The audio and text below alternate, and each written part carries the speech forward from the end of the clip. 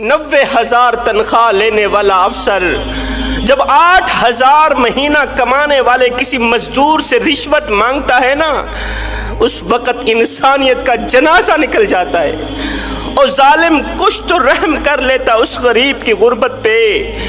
وہ غریب بوڑھا باپ جو کڑکتی دھوپ میں تتی ریت کے اوپر بوڑھی کمر پہ بوریاں لاد لاد کے دن رات ایک کر کے اوور ٹائم لگا رہا ہے، 6 بچوں کے لیے روزی روٹی کا بندوبست کر رہا ہے، اور نادان اور ظالم ایسے غریب مزدور سے رشوت مانگتے ہوئے تجھے شرم نہ آئی؟ تیرے پاؤں سے زمین نہ ہلی؟ اللہ کے قہر سے نہ ڈرا؟ اللہ کے عذاب سے نہ ڈرا؟ مرنے کے بعد اس رب کو کیا منہ دکھائے گا جس رب نے تجھے حضرت انسان بنا کر دنیا میں بھیجا تھا؟ اے مرنے کے بعد کالی شکل لے کے اس کے سامنے تجھے شرم نہیں آئے گی؟ جس رب نے تجھے خوبصورت شکل دے کر دنیا میں بھیجا، کالی شکل لے کے اس مالک کا سامنا کرتے ہوئے تجھے شرم نہیں آئے گی؟ صاحب، نماز کی بہت بڑی فضیلت ہے، نماز پڑھنے سے بہت زیادہ ثواب ملتا ہے، نمازی کو اللہ تعالیٰ بہت بڑا مقام دیتا ہے۔ روزہ رکھنے کی بہت بڑی فضیلت ہے، روزے دار کو اللہ تعالیٰ بہت بڑا مقام دیتا ہے۔ جتنی بھی عبادات ہیں، نماز، روزہ، حج، زکوٰۃ، تہجد، اللہ تعالیٰ بہت بڑا مقام دیتا ہے، بہت بڑا مرتبہ دیتا ہے، مگر سنو، عبادت اس مقام تک نہیں پہنچاتی، نماز اس مقام تک نہیں پہنچاتی، روزہ اس مقام تک نہیں پہنچاتی، حج، زکوٰۃ، تہجد اس مقام تک نہیں پہنچاتی جہاں غریب کی خدمت پہنچاتی ہے۔ عبادت اس مقام تک نہیں پہنچاتی۔ حضرت سیدنا علی المرتضیٰ شیر خدا کرم اللہ وجہ الکریم نے فرمایا تھا، فرمایا اگر کوئی بھوکا روٹی چرائے، روٹی چوری کرے، بھوکا شخص جو 3 دن کا بھوکا تھا روٹی چوری کرنے پر مجبور ہو گیا، اگر وہ ایک روٹی چوری کرے تو چور کے ہاتھ کاٹ دینے سے کہیں زیادہ بہتر ہے وقت کے حکمران کے ہاتھ کاٹے جائے۔ ایسے چور کے ہاتھ کاٹنے سے کہیں زیادہ بہتر ہے وقت کے بادشاہ کے ہاتھ کاٹے جائے۔ یہاں پر جو میری مائیں بہنیں بیٹیاں میری آواز سن رہی ہیں، ان کے آگے میں چھوٹی سی گزارش کروں گا۔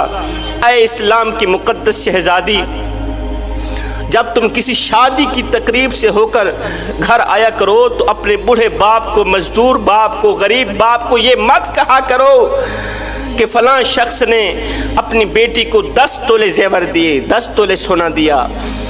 جب تم کسی شادی کی تقریب سے گھر آیا کرو نا تو اپنے بوڑھے باپ کو یہ مت کہا کرو کہ فلاں شخص نے اپنی بیٹی کو جہیز کے لیے 10 تولے زیور دیے، 2 ٹرک جہیز کے دیے، سامان کے دیے۔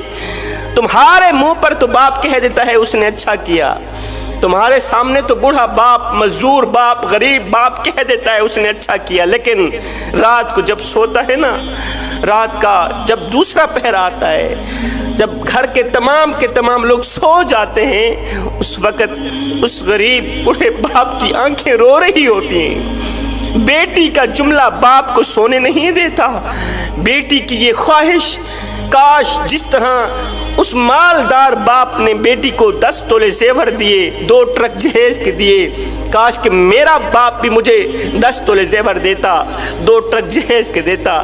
بیٹی کی وہ خواہش باپ کی نیند حرام کر دیتی، بیٹی کا یہ جملہ باپ کی نیند حرام کر دیتا ہے۔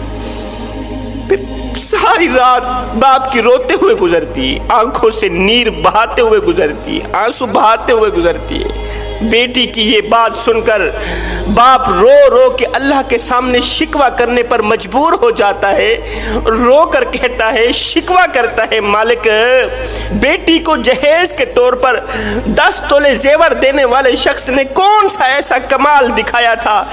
جہیز کے طور پر 2 ٹرک سامان کے دینے والے شخص نے، باپ نے کون سی ایسی نیکی کی تھی، کون سی ایسی خوبی کر دکھائی تھی کہ تو نے اسے مالا مال کر دیا؟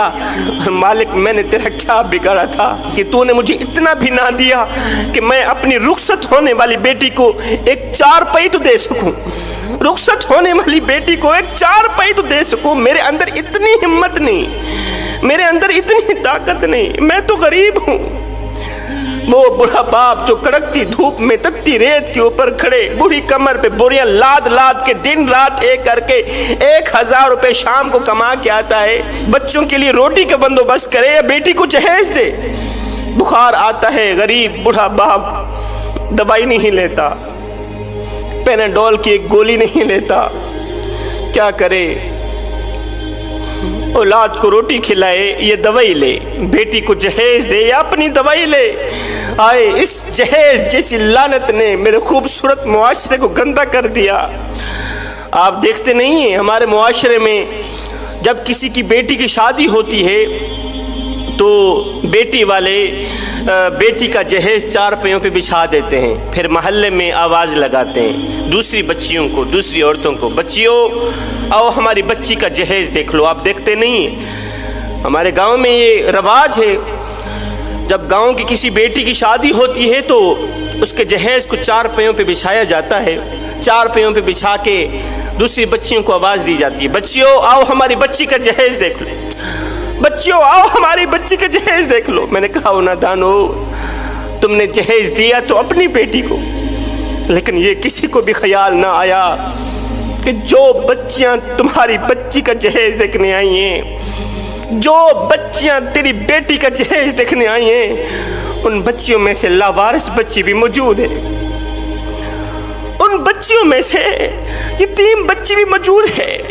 ان بچیوں میں سے اس غریب بڑھے باپ کی بچی بھی موجود ہے، جو غریب بڑھا باپ دن رات ایک کر کے اوور ٹائم لگا کے نہ دن دیکھتا ہے، نہ رات دیکھتا ہے، نہ سردی دیکھتا ہے، نہ گرمی دیکھتا ہے، نہ بھوک دیکھتا ہے، نہ پیاس دیکھتا ہے، وہ بیٹی کے لیے روٹی کا بندوبست کرے یا اس کے جہیز کا بندوبست کرے۔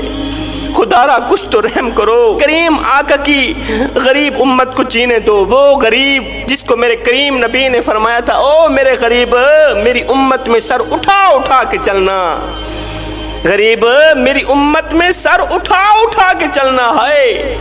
جس غریب کو میرے نبی نے فرمایا تھا میری امت میں سر اٹھا اٹھا کے چلنا، ہم نے اس غریب کا ستیہ ناش کر دیا، ہم نے اس غریب کا جینا حرام کر دیا، جینا محال کر دیا۔ وہ غریب موت مانگنے پر مجبور ہو گیا۔ ہم نے اپنی دولت کی نمائش اس طرح کی، ہم نے پیسوں کی نمائش اس طرح کی کہ غریب موت مانگنے پہ مجبور ہو گیا۔ مالک تیری مخلوق مجھے جینے نہیں دیتی، ہاتھ جوڑ کے عرضی کر رہا ہوں میرے بھائیوں، اس جہیز جیسی لعنت کو ختم کرو۔